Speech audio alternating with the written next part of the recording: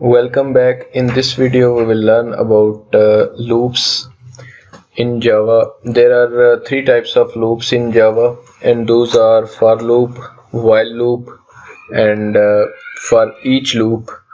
What are these loops? For example, I have an array like this int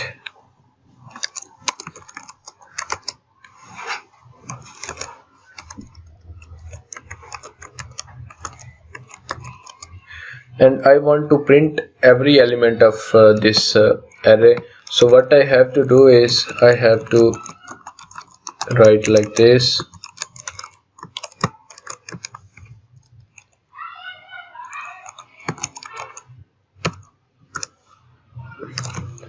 and again I have to copy and paste the same line 6 times, and here I have to give the indexes of each.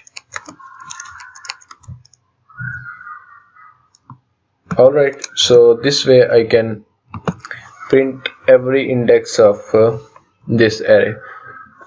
There is an error, and what's that? The error is of student variable is all in this one.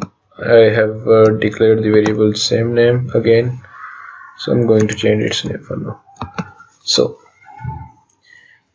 I have to write 6 statements to print every index of this value. Let's assume that we have an array of 1000 elements and we want to print each and every element of that array. Should we write 1000 lines of code? No, there is a shortcut, and that shortcut is using loops. So every loop does the same job, but they differ in just syntax. So I'm going to discuss here for loop. First of all, its syntax is for it takes a variable on which it keeps track of that how much time it has run and how much time it should have run. So for example, it takes an integer I, for example, equal to 0. I should be less than. First, it consists of 3 blocks. First block, the initialization of the variable that you want to use. It will be executed only once. The next block is the condition, how much times you want to execute this for loop, or you want to execute the piece of code inside these curly braces. And the third one is the incrementation of that particular variable. What this line of code does is it starts from I with initialization I from 0, and then it executes the piece of code written inside, and then it adds 1 to the I, means I is equal to 1 now, and then checks that 1 is less than 6. Yes, it is less than 6. It will execute this code again, and again it will add 1 to the I. It will become 2. Now again it will check if 2 is less than 6, and it keeps on rotating here and doing the task written inside this until I is equal to 6. When I is equal to 6, then I is not less than 6. So this condition is false. Now it will come out of this loop. So here I can give is ARR of I, that first of all I will be 0, in the next line I will be 1, in the next line I will be 2, and it will keep going until it reaches 6.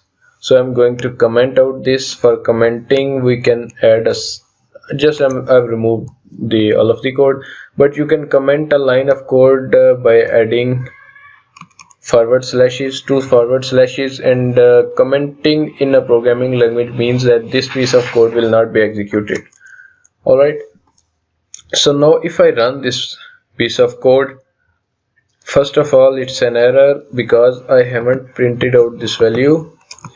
So I have to do that, system.out.println. It wasn't a statement to write I. So now here we go, we have done the same job.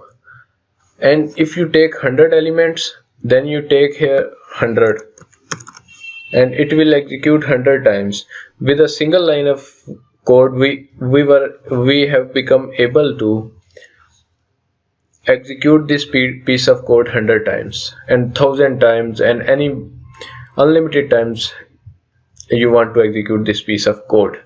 So this was the concept of for loop. There is another loop that does the same job but in a different way. It takes only one argument, and that is the condition. Actually, if you want to do the same task, then you have to declare it first here like this, and then you have to give it like this here, and the same statement system.out.println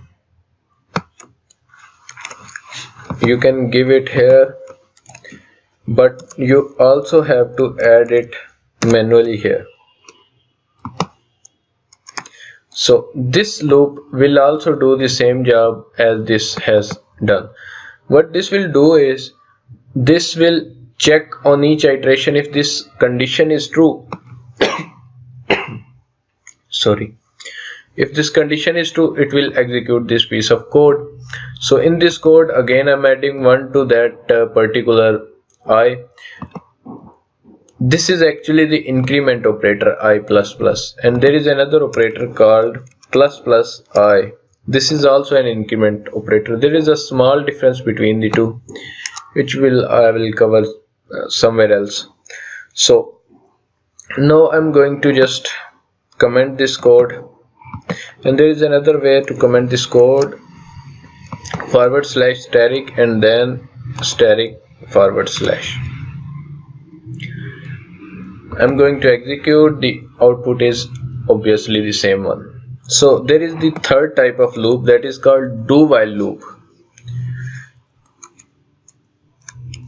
and there is another loop for each loop that I'm not going to teach. You have to study it yourself.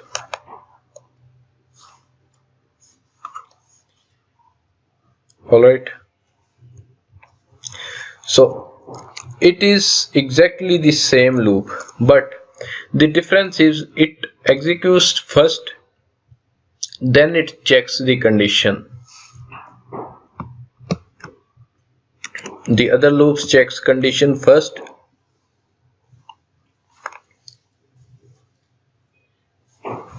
and then they execute the code. It checks the condition after executing the piece of code written inside.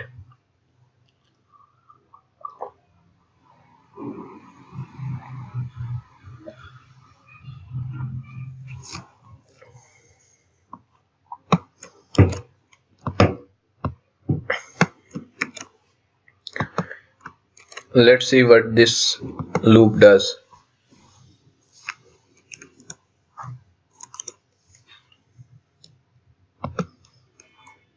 I'm commenting out this one, so I'm going to execute it again. You can see it does the same job, but if you give it condition like this, now see what it does.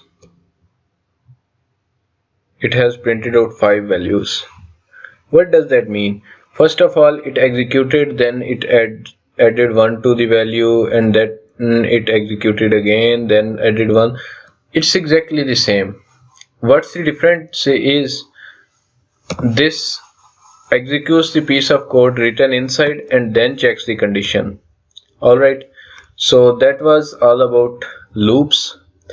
In the coming next videos, we will learn about other concepts inside object-oriented programming. A most important concept remaining is the static keyword.